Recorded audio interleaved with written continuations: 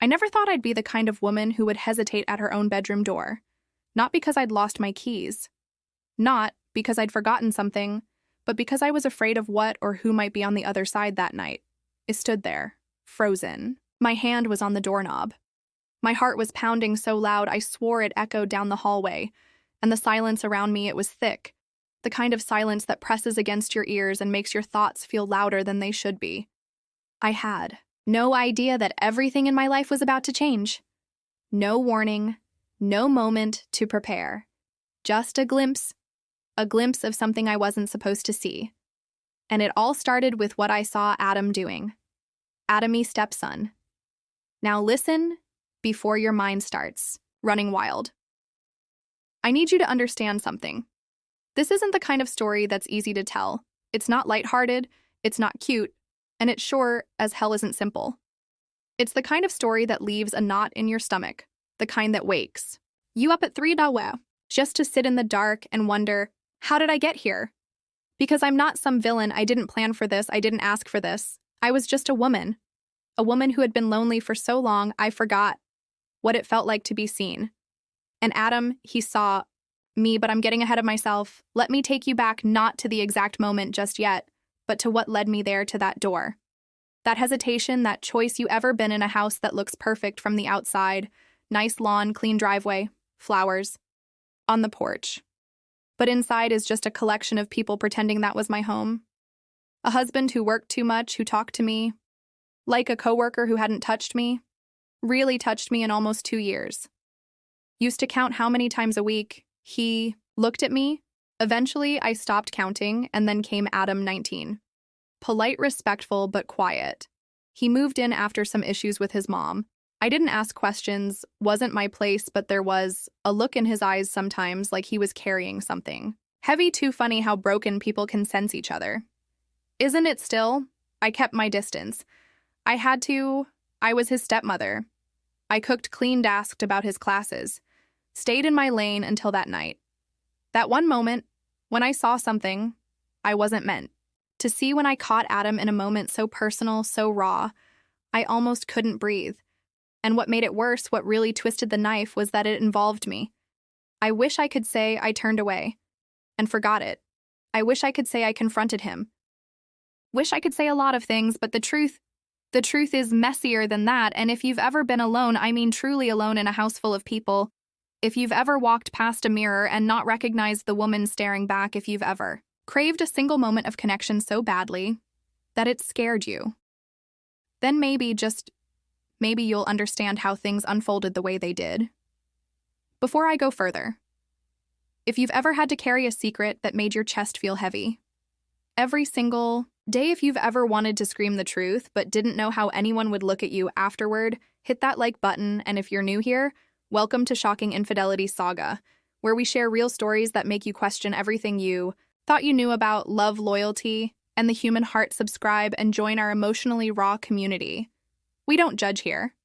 Now let me take you back to that night, to the hallway, to the silence, to the door I wasn't sure I wanted to open, but did anyway. I used to imagine being a stepmom would feel warm, like something gentle, something nurturing, helping someone grow, offering guidance, being a soft place to land.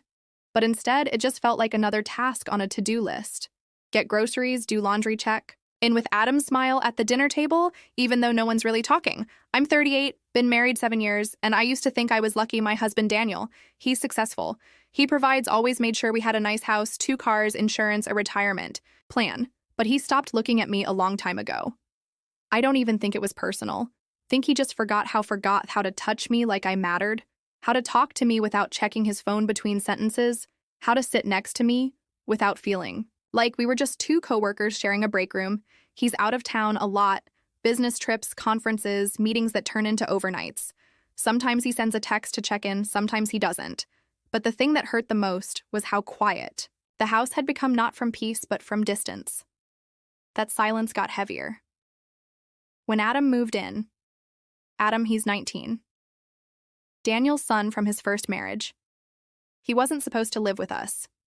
He had his own life, his own rhythm, and a complicated relationship with his mom, but something happened between them.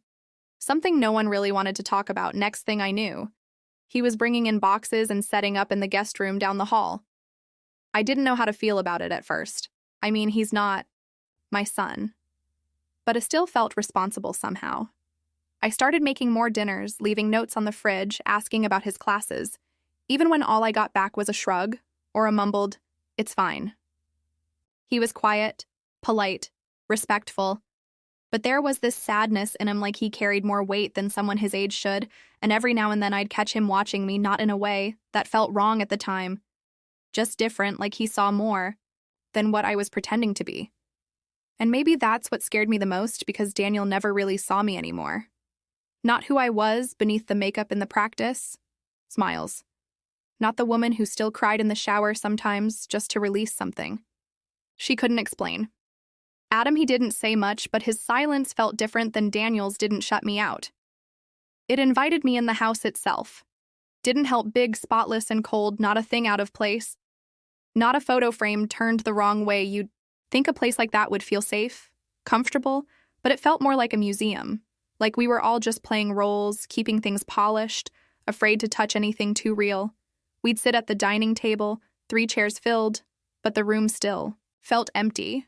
Daniel would scroll through his emails between bites.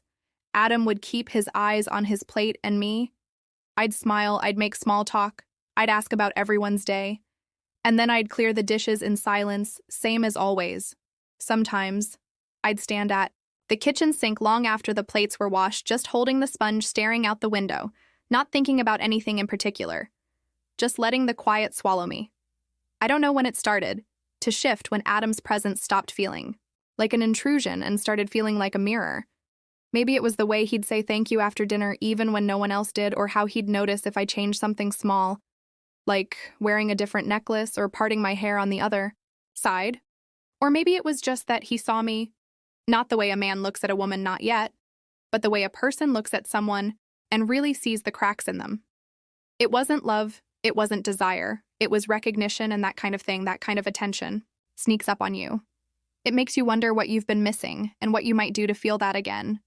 One night I came home earlier than expected. It wasn't planned. My meeting got canceled and Daniel was out of town again. I remember pulling into the driveway and seeing all the lights off except for that soft orange glow. Bleeding from Adam's window upstairs, the house looked still, like it was holding its breath. I pushed the front door open, quiet as I could, like I didn't want to disturb the air inside. Maybe I just didn't want to announce I was home. I don't know. The floors creaked under my heels, the kind of creak you only hear when you're not supposed to be there. The living room was untouched. No dishes in the sink, no sound from the TV, just that soft hum of silence, the kind that feels like it's watching you. I headed upstairs thinking maybe Adam was doing homework or asleep with the light on, but as I reached the landing, I heard something, not music, not talking, something else, soft, rhythmic, breathy. My heart skipped. I told myself I didn't want to invade his privacy. I told myself to just keep walking, but something made me stop. His door was cracked open, just slightly enough to let a sliver of that warm light spill out into the hallway, enough for me to hear what I wasn't supposed to, and enough for me to see. I wasn't trying to spy. I wasn't looking for anything. But my eyes caught it before my brain could catch up. He was on his bed back, slightly arched hand moving under. The blanket, the screen of his laptop, lit up his face in that familiar cold glow. And for a moment, I couldn't breathe. It wasn't what he was doing, it was what he was watching. It was me. Me took a second to register because it was old, a video I'd nearly forgotten existed, me and Daniel from years ago. One of those private things we recorded during a rare night of passion. Back when there was passion, I didn't even remember where we stored it. I thought it was gone, but there it was. And Adam was watching it. Watching me, I didn't make a sound, just stood there frozen. Part of me screamed, to burst in, to snatch the laptop, to yell another part. The part I'm not proud of. Stayed still. I backed away slowly. My breath caught in my throat. My hands shaking. The hallway suddenly felt too narrow. The air too thick. I made it to my room and shut the door behind me like a ghost slipping back into its shell. And then I just stood there, staring at nothing. Mouth dry, heart racing. I felt disgusted, violated, confused, but also something else, something I didn't want to name. because the worst part wasn't that Adam was watching me. The worst part was how it made me feel. Not scared, not repulsed, but seen, wanted, and I hated myself for that. I sat on the edge of my bed, still shaking, trying to make sense of it. Why that video? How did he even find it? Did he know I saw him? Did he want me to see? I tried to tell myself it was an accident, that he stumbled across it, that it didn't mean anything, but deep down I knew better. There was something in the way he looked at me lately, soft, curious, like I was more than just his stepmother. I wrapped myself in a robe and lay on top of the covers that night, eyes wide open, staring at the ceiling, replaying the image over and over, not just what I saw, but what I felt, because something had shifted, and no matter how hard I tried to tell myself it was just a moment, I knew it was the beginning of something else. The next morning, I acted like nothing had happened. I smiled, poured coffee, asked Adam if he wanted toast. He said yes, like he always did. Polite. Calm, like everything was normal, but nothing was normal, not anymore. I sat across from him at the kitchen table, watching the steam rise from my cup, my stomach turning with every second that passed. He didn't avoid my eyes, but he didn't seek them either. Just sat there, eating quietly like any other day. And maybe that's what made it worse than not knowing. Did he know I saw? Was he ashamed? Did he want me to see? Or was it really just a mistake? Some sick, twisted coincidence I spent the whole day trying? To forget it, I cleaned things that didn't need cleaning, rearranged bookshelves, reorganized the pantry. But every time I closed my eyes, I saw it, that image, that moment, him watching me. I told myself maybe it was just curiosity. Maybe he'd found the video by accident, maybe he clicked without knowing. But the longer I sat with it, the more I knew. It wasn't that it wasn't random, it was deliberate. And what terrified me even more than that realization was how I felt. Because under all the panic, the confusion, the shame, there was this strange, awful thrill. I hated it. I hated me for it. But it was there, this sick flutter in my chest, like something had awakened. I started noticing things I hadn't before, or maybe things I'd just been ignoring. The way Adam looked at me when I bent down to get something from a low cabinet, the way he lingered in the kitchen after dinner, watching me clean, the way his eyes moved. Not rudely, not aggressively, but deliberately. Like he was seeing me in a way no one else had in years, and once I saw it, I couldn't unsee it. It had been so long since anyone looked at me like that. Daniel used to when we first got married, when we were new, back when he'd come up behind me while I cooked, wrap his arms around me, kiss the back of my neck. That version of him disappeared somewhere. Between year 3 and year 4. Now if he touched me, it was in passing. Pat on the shoulder, tap on the arm. Mechanical. Hello. The kind of touch that says, I know I should be touching you. So here's something. But Adam's glances, they weren't hollow. And once I realized that I became hyper-aware of his presence, I could feel when he walked into a room before I even turned around. His footsteps were slower around me, softer. When he spoke, his voice dropped, just a little, like he was talking to me. Not just near me and me. I started changing, too, first. It was small, harmless, I told myself. I let my robe hang a little looser in the mornings, wore tank tops instead of oversized t-shirts when I made breakfast. I didn't do it for him. That's what I kept telling myself, but I knew that wasn't true. I caught myself dressing differently, slower, more carefully, choosing fabrics that clung to the right places. When I knew he might walk past my room, I lingered by. The door just a little longer, hair, unpinned skin, still warm from the shower. I hated myself for it. But I didn't stop. And when our eyes met, those 2 long glances across the kitchen or down the hall, I didn't look away. I should have, but I didn't. Instead, I started craving it, craving that attention, that energy that had been missing from my life for so long. I almost forgot what it felt like. It wasn't about Adam, not at first. It was about me, about feeling like I was alive again, like someone saw me. And yet every night when I went to bed, the guilt came rushing in like a tide. I couldn't stop. This was wrong. So wrong. He was my husband's son, even if we'd never been close. Even if we'd only lived under the same roof for a few months, that didn't matter. But the line between what's appropriate and what's forbidden, it wasn't just blurred anymore. It was moving, shifting, becoming harder and harder to see, and every day that passed, I felt myself inching closer to it. One look at a time started. With little things, Innocent things. If you looked at them from far enough away, but up close, they weren't innocent at all. The first time it happened, I was coming home from the store, bags in both hands, arms aching. I was fumbling with the keys when the door opened before I even knocked at him. He didn't say anything at first, just reached out and took the heavier bags from my arms, his fingers brushing mine. It was brief, but I felt it like a spark or maybe a question when we were both too afraid. To ask out loud, he carried them into the kitchen and set them down gently, like he was afraid they'd break. Then he looked at me, really looked at me and said, "You shouldn't have to do all this alone." 6 words, that's all it was, but they stayed with me because Daniel never said things like that anymore. Daniel assumed I'd handle everything. Groceries, cooking, cleaning, scheduling, smiling. And somehow Adam, 19 years old, noticed more than the man I'd been married to for 7 years after that. Our conversations changed. They got deeper at first. It was just casual little chats in the kitchen about music or school or books. But then he started asking me real questions about myself, about my life, about who I was before I married his father. And when I answered, he listened. Not with that distracted, half-noting glance Daniel gave me from behind a laptop screen. Adam listened with his whole body, leaned in, met my eyes, responded in ways that made me feel known, and I started looking forward to it to him one night. Daniel was out of town again. I was sitting in the living room with a glass of wine and an old movie playing softly. Adam walked in, hesitated, then sat down on the other end of the couch. We didn't speak for a while, just watched in silence. Then the scene changed, the couple on screen. Kissed slowly, longingly. I felt my body tense. I didn't look at him. I didn't have to. Could feel the shift in the air a few minutes later. I reached for the remote. He reached at the same time. Our hands touched. We both paused just long enough for it to mean something. Then he pulled his hand back. "I'm sorry," he murmured. I shook my head, but I didn't say it was okay. I couldn't because it wasn't. And it was after that the touches became more frequent, more deliberate, a brush of the hand when he passed me the salt.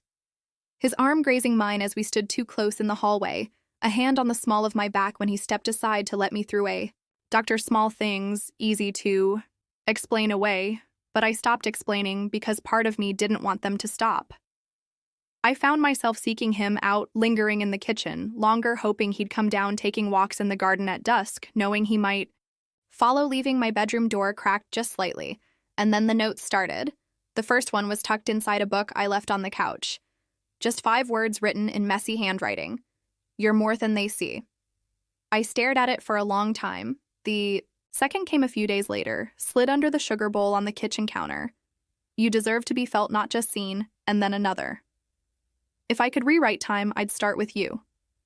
Each note made my chest tighten, not with guilt, but with ache for something I couldn't have, something I shouldn't want. I kept them all hidden in a drawer beneath old scarves and forgotten birthday cards. But I'd take them out late at night when the world was quiet and read them like they were love letters from a past life I'd never lived. One afternoon, I was cleaning the living room when I knocked over Adam's sketchbook. I didn't mean to open it. I was just picking it up, ready to slide it back into the bookshelf, but the page was already open, and there I was, drawn in pencil, soft, detailed, sitting on the edge of my bed, brushing my hair. I remembered that moment. It was just last week. I didn't know he'd been watching. I stared at the sketch, my hand trembling. He had captured something so intimate, so raw. It felt like looking at a version of myself I didn't know existed anymore. Not the tired wife, not the invisible woman, but someone desired. Was I imagining it? Or was he inviting something I told myself to stay away, that this was dangerous, that this was wrong, that I was playing with fire in a house built from dry wood? But I didn't stop. I didn't close the door. I didn't throw the notes away. I didn't erase. The sketch, I kept going, one small moment at a time, and deep down I knew where it was leading. The night it happened, the sky was angry. Thunder rolled low in the distance, the kind that rumbles in your chest. The rain came hard, slashing against the windows like it was trying to get in. Daniel was out of town, again a conference this time, somewhere, sunny. I think I didn't ask. The house felt different, not just quiet, charged, heavy, like it was holding its breath. Around 9 wire, the power went out, just like that, total darkness. No hum of their refrigerator, no glow from the hallway, nightlight. Just silence and the sound of rain hammering the roof. I lit a few candles and placed them around the living room, The flickering light made the shadows dance. The storm outside felt distant, compared to what was happening inside me. Adam came downstairs. No shirt, just loose sweatpants, damp hair from the shower. He paused when he saw me, candle in hand, then smiled. Just barely. "You okay?" he asked. I nodded. Just trying to keep the house from turning into a cave. He sat across from me on the floor, both of us facing the coffee table. The candlelight between us, we talked nothing deep, at first just about how the storm reminded him of being a kid, how he used to hide under blankets and pretend thunder was just giants bowling in the sky. I laughed. Not because it was funny, but because it felt good to hear his voice, to hear something human. Then the silence came, a long one. Not awkward, just full. He looked. At me, really looked, and I couldn't take it anymore. I asked softly, barely above a whisper. "Why that video?" He blinked. Swallowed. I could see the answer in his eyes before he said it, because it was the only time I saw you. Being loved, those words cracked. Something open in me, something I've been holding shut for years. I didn't say anything. I couldn't. I just stared at him as the candlelight flickered between us, making the room feel smaller, more private, more intimate. He reached out slowly, like he was afraid I'd flinch.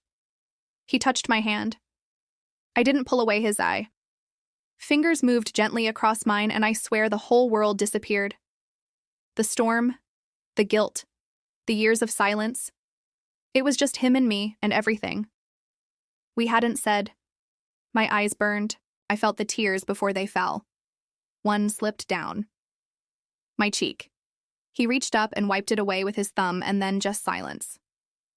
No words, no breath, just a moment, and then he kissed me soft at first. Careful, like he was waiting for permission, and I gave it. I kissed him back. And once that line was crossed, it all unraveled. I don't remember standing. I don't remember how we moved from the living room to the couch. All I remember is heat-skin breath, the way he held me like I was something fragile, but necessary, the way I let go of everything I thought made me strong, the way our bodies spoke in a language I hadn't heard in years. There was no fear in that moment, no hesitation, just surrender to him, to myself, to the woman I used to be, and the one I never got to become afterward. We lay there tangled in the quiet. The candle burning low, I stared at the ceiling, my body still humming. My heart cracked wide open, and I knew. I knew the second it was over that everything had changed. There was no going back, no erasing it, no pretending it didn't happen, no excuse good enough to make it right. We had crossed a line that didn't blur, it shattered, and I wasn't sure who I was anymore. The morning after, I couldn't look at him. I woke up before the sun, wrapped myself in my robe, and went downstairs like I was trying to outrun what had already happened.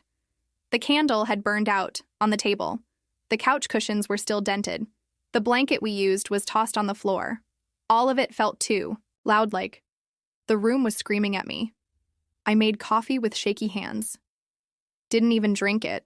Just needed something to do when I heard his footsteps on the stairs. I froze, and when he appeared in the doorway, eyes, soft lips parted like he was about to say something. I looked away. I couldn't handle the hope in his face, because hope meant he believed something could come from this, and I couldn't let him believe that he stood there for a moment waiting. But I kept my back to him, pretending to clean the counter that didn't need cleaning. "Hey," he said gently. I have a lot to do today." I cut in. My voice sounded wrong, tight, clipped. He paused. I didn't look at him. "I couldn't, okay?" he said after a moment. Quiet hurt, and then he walked away. I sank onto a stool, heart pounding, stomach twisting.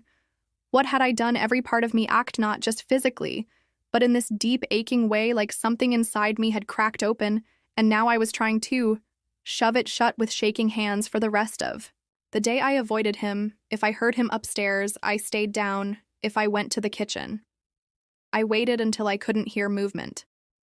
I told myself I was protecting him, but the truth was, I was shielding from him, from myself, from what we did later that evening. Daniel came home. His suitcase thudded against the floor, and his voice echoed through the house too normal, too cheerful. It made my skin crawl. He kissed my cheek. I flinched. He noticed I could see it in the way. His smile faltered, but he didn't say anything. Instead, He asked what I made for dinner. I had to force myself through it, serving plates pretending everything was the same. But it wasn't. Nothing. Wasadam came down last, slower than usual. He didn't meet my eyes, sat across the table. Barely. Touched his food. I kept my eyes on my plate the whole time. Daniel tried to talk about his trip, asked Adam about school, made jokes that didn't land. None of us laughed after dinner. Adam disappeared upstairs. Daniel looked at me with a narrowed gaze. Everything okay? Yeah, I said too fast, just tired. He didn't press, he never did, but I could feel it. He sensed something was off. Not enough to accuse me, just enough to wonder that night, when Daniel reached for me in bed, I flinched again, said, I had a headache. He rolled over without a word, fell asleep, and I lay there in the dark, staring at the ceiling, hearing the storm inside me. Now the next few days were worse. Adam barely spoke to me. His eyes, once full of warmth, were now heavy with confusion, and something else, betrayal. I'd given him something only to snatch it away. I'd let him believe there was a doorway and then slammed it shut. He wasn't angry. He wasn't cold, he was just hurt, and it killed me. I tried to erase it, but every room whispered what we did. The couch, the hallway, the staircase. Even the mirror in the bathroom, where I caught my reflection and didn't recognize her, I went through. The motions of life, like a shadow of myself.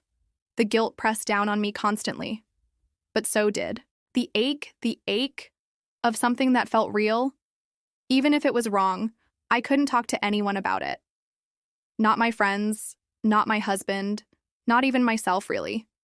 So I wore the guilt like perfume close to the skin, invisible to most, but always there. And Adam, he became quieter, pulled back like he was trying to protect himself from the whiplash of my choices. Or maybe he just finally saw me for what I really was. A woman lost in her own emptiness, desperate for something warm, even if it burned the morning. After I couldn't look at him, I woke up before the sun, wrapped myself in my robe, and went downstairs like I was trying to outrun what had already happened. The candle had burned out on the table, the couch cushions were still dented. The blanket we used was tossed on the floor. All of it felt too loud, like the room was screaming at me. I made coffee with shaky hands, didn't even drink it, just needed something to do. When I heard his footsteps on the stairs, I froze, and when he appeared in the doorway, eyes, soft lips parted like he was about to say something. I looked away. I couldn't handle the hope in his face, because hope meant he believed something could come from this. And I couldn't let him believe that he stood there for a moment, waiting. But I kept my back to him, pretending to clean the counter that didn't need cleaning. Hey, he said gently, I have a lot to do today. I cut in, my voice sounded wrong. Tight-clipped. He paused. I didn't look at him. I couldn't, okay? He said after. A moment quiet hurt, and then he walked away. I sank onto a stool, heart pounding, stomach twisting. What had I done? Every part of me ached, not just physically, but in this deep, aching way, like something inside me had cracked open, and now I was trying to shove it shut with shaking hands for the rest of the day. I avoided him. If I heard him upstairs, I stayed down. If I went to the kitchen, I waited until I couldn't hear movement. I told myself I was protecting him, but the truth was, I was shielding from him, from myself, from what we did later that evening. Daniel came home. His suitcase thudded against the floor and his voice echoed through the house too. Normal, too cheerful, it made my skin crawl. He kissed my cheek. I flinched. Noticed I could see it in the way his smile faltered, but he didn't say anything. Instead, he asked what I made for dinner. I had to force myself through it, serving plates, pretending everything was the same. But it wasn't. Nothing. Wasadam came down. Last, slower than usual, he didn't meet my eyes. Sat across the table. Barely touched his food. I kept my eyes on my plate the whole time. Daniel tried to talk about his trip. Asked Adam about school, made jokes that didn't land. None of us laughed after dinner. Adam disappeared upstairs. Daniel looked at me with a narrowed gaze. Everything okay, yeah. I said too fast. Just tired. He didn't press. He never did. But I could feel it.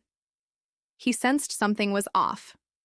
Not enough to accuse me, just enough to wonder. That night, when Daniel reached for me in bed, I flinched again, said, "I had a headache." He rolled over without a word, fell asleep, and I lay there in the dark, staring at the ceiling, hearing the storm inside me.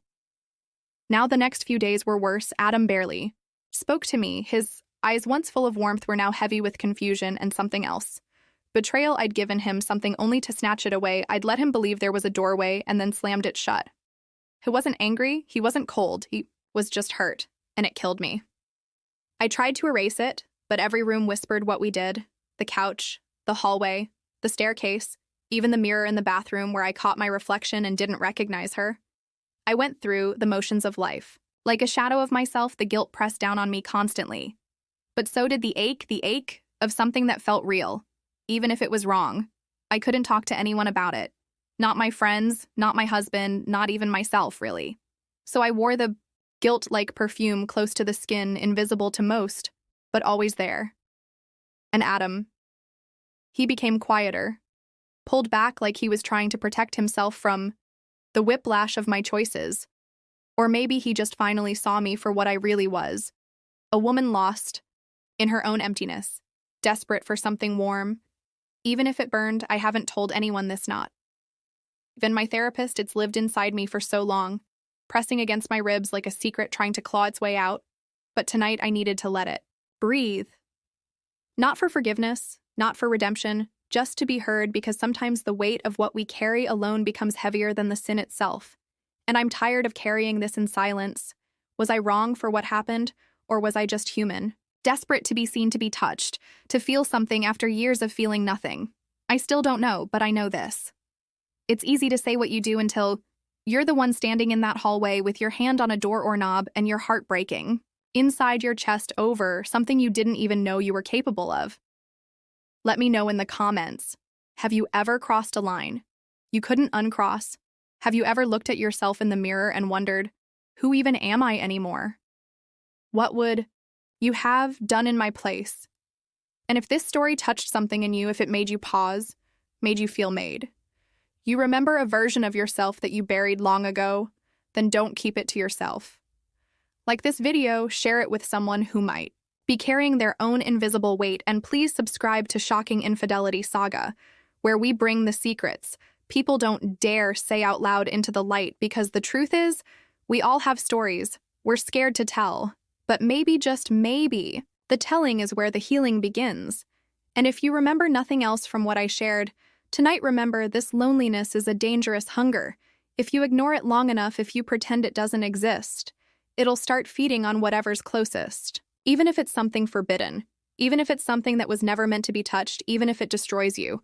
So don't wait to be seen, speak, feel, reach before the silence eats you.